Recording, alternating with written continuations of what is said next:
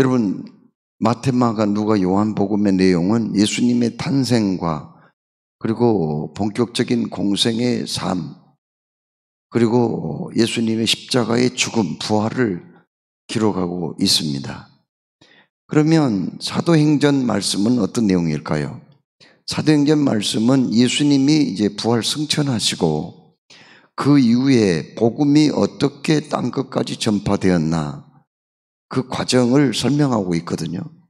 오늘 우리가 봉독한 말씀은 베드로와 요한이 기도하러 성전에 올라갈 때 있었던 사건부터 시작이 됩니다. 그 당시에 이스라엘 사람들은요, 성전 중심으로 생활을 했어요. 오직 한 하나님을 한 장소에서 섬기는 것을 원칙으로 했습니다. 성전이 그들의 신앙생활의 중심에 있었습니다. 그래서 그들은 중요한 절기 때마다 예루살렘의 성전에 올라와서 하나님께 제사하고 예배했고요. 그리고 안식일마다 모였고요. 그리고 또 그것도 모자라서 매일 오전 9시 그리고 12시, 오후 3시, 저녁 6시 또 아침 6시 이렇게 해가지고 하루에 5차례씩이나 성전에 올라가서 기도를 했어요. 그리고 또 그 기도를 직접 찾아가서 못할 때에는 예루살렘 성전이 있는 쪽으로 창문을 열고 기도를 했거든요. 오늘 말씀은 베드로와 요한이 성전에 기도하러 올라가다가 몇 시예요? 여기 9시라고 그랬으니까 오후 3시예요. 오후 노마 시간으로 여기 9시거든요. 근데 요즘 시간으로 우리가 사용하는 시간으로 오후 3시입니다. 성전에 올라가다가 성전도 여러 문이 여러 개가 있어요. 거기 미문으로 들어가다가 거기에서 문 앞에 구걸을 하는 안진뱅이를 보게 된 거죠. 나이가 한 40 정도 되었는데 그 성전을 출입하는 사람들에게 구걸을 하고 있었습니다. 이때 그 모습을 보던 베드로와 요한이 성령께서 강력하게 역사하셔서 그들의 그 구걸하는 그 사람에게 뭐라고 얘기를 합니까? 이렇게 얘기를 합니다. 은과 금은 내게 없거니와 내게 있는 것으로 내게 주노니 곧 나사렛 예수의 이름으로 일어나 걸어라 하면서 손을 잡아 일으켰습니다. 그 순간에 어떤 일이 벌어졌어요? 그 발과 발목에 힘이 돌아와 가지고 그냥 부들부들 떨고 처음에는 일어나더니 나중에는 걷기도 하고 뛰기도 하고 막 그냥 큰 소리로 하나님께 영광을 돌리며 베드로와 요한과 함께 성전에 함께 들어갔다 하는 말씀입니다. 그 뒤부터 수많은 사람들이 베드로와 요한의 설교를 들었고 베드로는 그들에게 이렇게 설교했습니다. 너무 단순하고 간단한 설교를 했습니다. 너희가 십자가에 못 박아 죽였던 그 예수는 다시 살아났느니라 이렇게 외친 거예요. 그때 수많은 사람들이 회개하고 죽게 돌아왔는데 4장 4절 말씀에 그 말씀을 듣고 약 5천 명이나 죽게 돌아오는 일이 있었다 이렇게 말씀했습니다. 그런데 이러한 일을 보고 모든 예루살렘 사람들이 다 기뻐한 건 아니에요. 크게 당황한 사람들이 있었죠. 어떤 사람들입니까? 대제사장, 장로, 서기관들, 그러니까 유대교 지도자들입니다. 왜 이 사람들이 두려워했을까요? 왜 당황했을까요? 그들이 예수님을 모함해서 죽였잖아요. 불법 재판을 했잖아요. 죄 없으신 예수님을 그냥 몽땅 죄를 뒤집어 씌워가지고 십자가에 못 박아 죽였기 때문에 이런 놀라운 일들이 계속 벌어지다 보면은 군중 소동이라도 일어나가지고 꼼짝없이 자기들이 당할 수밖에 없기 때문에 베드로와 요한을 사내들인 공회에 끌고 와요. 그리고 신문을 합니다. 너희들이 왜 이런 짓을 하느냐? 왜 사람들을 불러놓고 예수는 십자가에 못 박혀 죽은 후에 부활했다는 이런 쓸데없는 소리를 하느냐? 제발 입 좀 닫을 수 없어? 하면서 겁을 줬지만은 사내들인 공회에서는 재판도 하는 곳이거든요. 그런데 뭐 적당한 죄목을 그들에게 붙일 수가 없어서 그냥 꾸짖고 또 매를 때리고 그냥 돌려보냈습니다. 그러면서 하는 말이 절대로 예수의 이름으로 앞으로는 그런 말을 하지도 말고 가르치지도 말라. 여기 4장 18절에 말씀합니다. 그때 베드로와 요한이 뭐라고 얘기합니까? 그들에게 매를 맞았으니 위축이 되었을까요? 그들에게 겁박을 받았으니 그냥 벌벌 떨었을까요? 아닙니다. 여기 19절 말씀에 뭐라고 말씀해요? 베드로와 요한이 대답하여 이르되 하나님 앞에서 너희의 말을 듣는 것이 하나님의 말씀을 듣는 것보다 옳은가 판단하라. 20절 우리는 보고 들은 것을 말하지 아니할 수 없다. 이렇게 외치면서 하나님께 영광을 돌렸다고 말씀합니다. 자, 그러면 베드로와 요한이 언제부터 그렇게 변화가 됐나요? 예수님이 십자가에 못 박혀 돌아가시기 전에 겟세마네 동산에서 기도하셨잖아요. 땀방울이 핏방울이 되도록 그렇게 기도할 때는 모두들 피곤하다는 핑계로 잠이나 자고 있다가 거기 대제사장 보낸 종들, 하속들 그리고 로마 군인들이 예수님을 붙잡으러 왔을 때에는 모두들 겁을 내서 뿔뿔이 다 흩어진 사람들 아닙니까? 예수님이 대제사장의 집으로 끌려가서 신문을 받을 때 다른 제자들은 다 도망가고 숨었고 베드로 그 사람 한 명 거기까지는 왔지만은 멀찍이 예수님을 따라갔고 원수들이 피워놓은 모닥불에서 불을 쬐고 있다가 거기에 일본은 하속들과 합차는 대제사장의 계집종 앞에서 예수님을 3번씩이나 모른다고 부인하고 저주까지 했던 그 사람 아닙니까? 그런데 어떻게 그렇게 사람이 며칠 사이에 그렇게도 변할 수가 있어요? 너무나도 많이 변했잖아요. 이렇게도 변할 수가 있습니까? 담대하게 거리에 나아가 너희들이 죽였던 예수 그리스도는 다시 살아나셨느니라 담대하게 외쳤고 신문하는 대제사장, 서기관, 장로들 앞에서도 담대하게 외칩니다. 하나님 앞에서 너희 말 듣는 것이 하나님의 말씀을 듣는 것보다 옳은가 판단하라. 우리는 보고 들은 것을 말하지 아니할 수 없다 그렇게 말했어요. 그러면 그들이 그렇게 비겁하게 행동하고 도망가고 숨고 할 때 그때는 예수님이 하신 일을 보지 못했다는 거예요? 예수님이 물고기 2마리와 볼떡 5개로 5,000명을 먹이시고 12광주를 남길 때 그 현장에 있었어요. 예수님이 무리를 걸으시며 바람과 바다를 꾸짖어 잔잔케 하실 때에도 거기 제자들이 현장에 있었단 말입니다.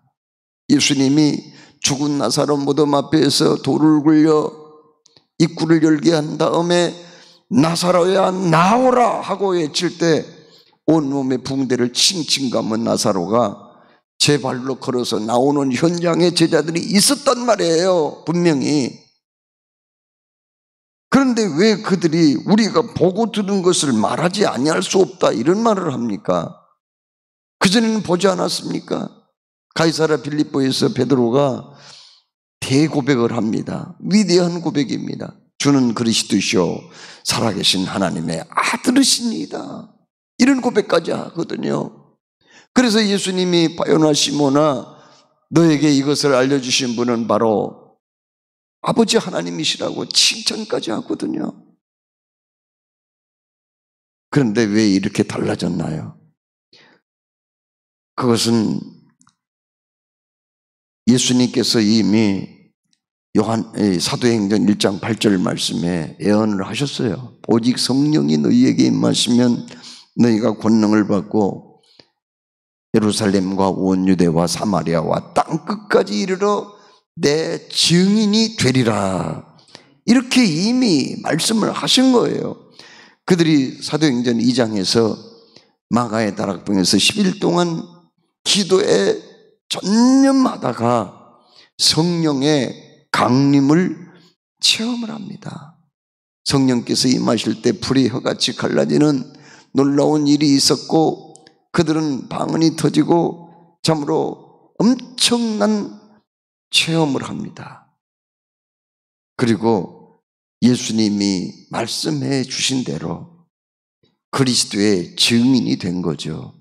여러분, 증인이란 말은요 헬라어로 마르투스라는 말인데 이 말은 순교자라는 말과 똑같이 쓰고 있습니다. 그러니까는 이 증인이라는 말은 법적인 용어는 법정 용어이거든요. 그 당시 재판을 받을 때 증인이 필요해요. 증인은 먼저 선서를 합니다. 나는 사실대로 내가 본 대로 들은 대로 말하겠습니다. 만일 내 말이 거짓이라면 나는 죽음도 불사하겠습니다. 어떤 처벌도 감내하겠습니다. 이렇게 선언을 하거든요. 먼저 선서를 한단 말이에요. 그래서 증인이라는 말은 죽음하고 순교하고 같은 의미가 통하는 말이라는 얘기예요. 그들은 증인이 된 거예요. 그리고 그들은 정말 죽음을 두려워하지 않고 사내들인 공회에서 그 서슬퍼른 살기가 도는 사내들인 공회 앞에서도 담대하게 말할 수가 있었다는 겁니다. 그리고 우리는 보고 들은 것을 말하지 아니할 수 없다 이렇게 말을 했던 거죠. 자, 여러분, 아무나 순교는 이건 그리스도인으로서의 가장 힘들기도 하고 최고의 영광이기도 하죠. 그렇습니다. 우리나라 초창기 기독교가 일제 앞에 무릎을 꿇고 신사참배를 결의를 했거든요. 그렇지만은 끝까지 그것을 거부하고 순교를 당한 한 분이 있어요. 주기철 목사라는 분입니다. 어떤 면에서 주기철이 우리 한국교회를 살린 거예요. 우리 대한민국을 살린 사람입니다. 우리나라 정부에서 주기철을 독립유공자로 뒤늦게 그분을 추대를 하기도 했습니다만 그분을 정말 애국자의 반열에다가 올리기도 했어요. 국가에서 그렇게 했단 말이에요.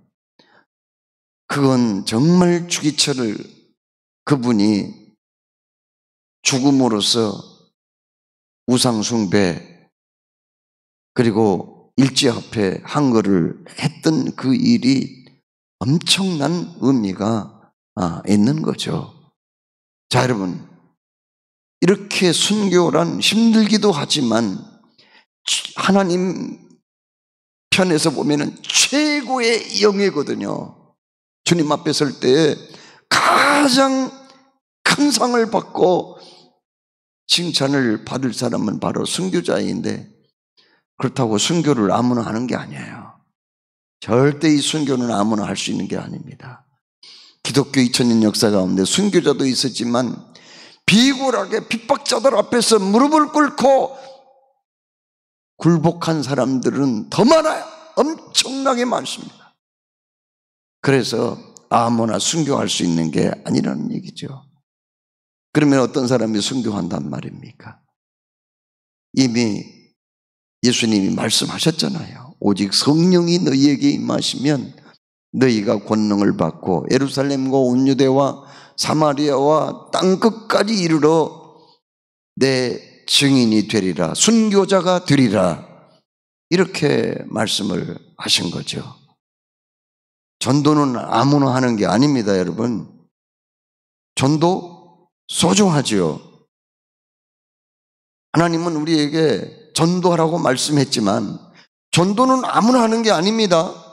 어떤 사람이 해요? 성령으로 거듭난 사람, 성령 충만한 사람만 전도할 수 있는 거지 아무나 하는 게 아니에요. 예수를 믿는다고 해서 다 하는 건 아니에요. 그리스도인이라고 해서 기독교 신자라고 해서 자기 그 문 앞에 교패가 붙어졌다고 해서 다 하는 게 아니에요. 그럼 어떤 사람이 전도할 수 있단 말입니까? 성령으로 거듭난 사람, 성령 충만한 사람만이 담대하게 복음을 전할 수가 있는 거라고 말해요. 그렇습니다. 그러므로 우리가 전도합시다 이런 말이 너무 중요하지만 그 말하기 전에 우리가 먼저 준비해야 할 일이 있단 말이죠. 그건 뭐예요? 하나님, 나로 하여금 성령으로 거듭나게 해주십시오. 그리고 성령 충만 받게 하여 주옵소서. 성령 충만은요, 성령으로 거듭나는 것은 일회성이에요. 성령으로 거듭난 것은 단 한 번으로 족합니다. 그러나 성령 충만은, 오늘 여기 성경을 읽어보면은 성령 충만은 거듭된 체험이에요.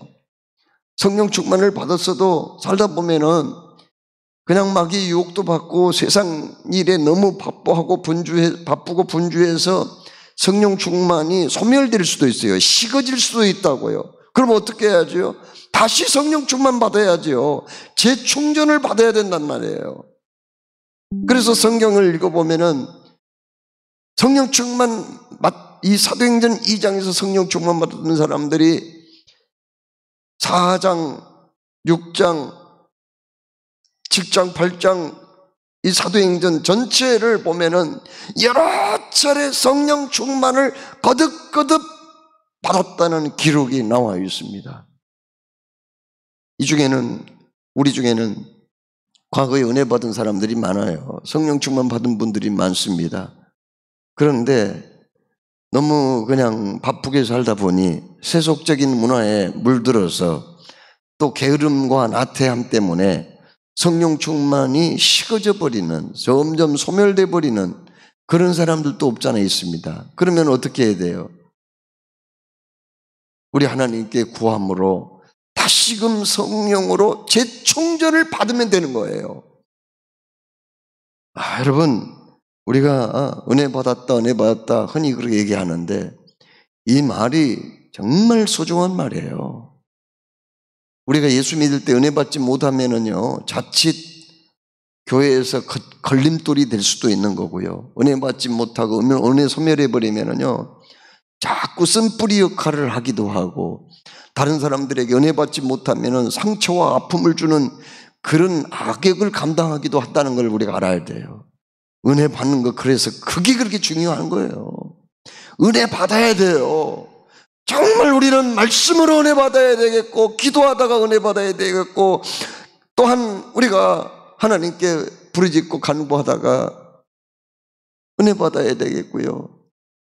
다른 사람의 간증을 듣다가 은혜 받아야 되겠고, 나의 삶을 함께 믿음의 사람들과 나누다가 또 은혜 받아야 되겠고, 은혜 받는 게 그렇게 중요한 거예요.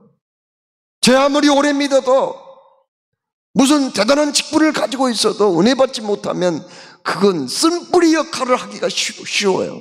교회에서 쓴뿌리. 그래서 은혜 받는 게 그렇게 중요한 거예요.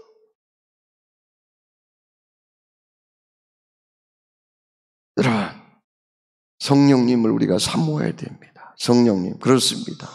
성령님이 내 안에 들어오셔서 역사하실 때만 우리는 그리스도의 증인이 될 수 있기 때문입니다. 우리 찬송을 함께 부르겠습니다. 마지막으로 찬송 195장을 찬송할 때 이 의미를 생각하면서 기도하는 마음으로 195장을 찬송하고 마치고자 합니다. 195장 찬송하겠습니다.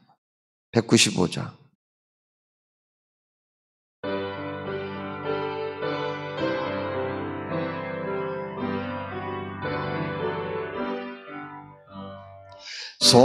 성령이여 우리 찬송 부를 때 진심으로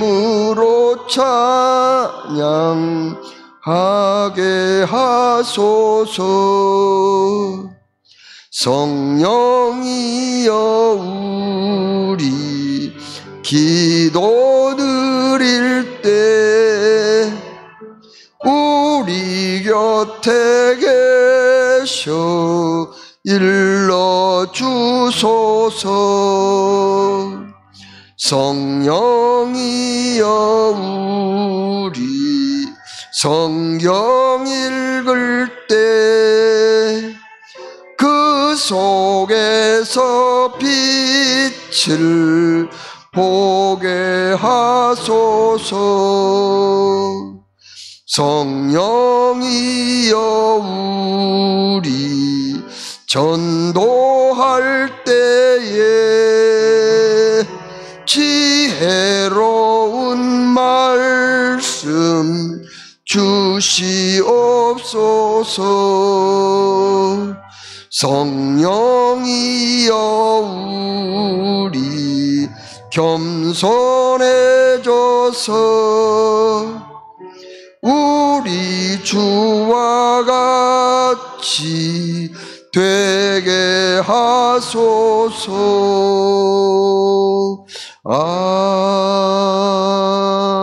아멘. 사랑해 주님,